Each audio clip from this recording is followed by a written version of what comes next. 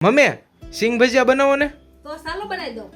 તો આપણે બનાવવાની શરૂઆત કરશું. તો આપણે જે લોટ લીધા એ સાળી લેશું. આ ચણાનો લોટ લીધો છે અડધો વાટકો.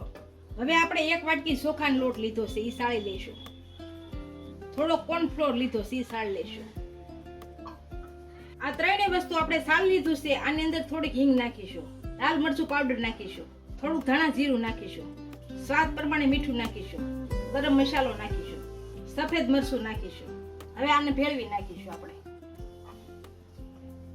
હવે આપણે જે સિંગના દાણા લીધા છે એ નાખી દઈશું.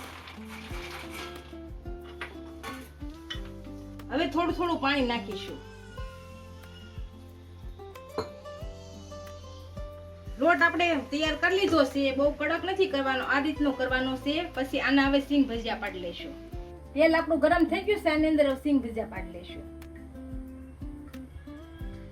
એક એક છૂટા છૂટા પાડવાના. આ રીતે બધા પાડી લેશું.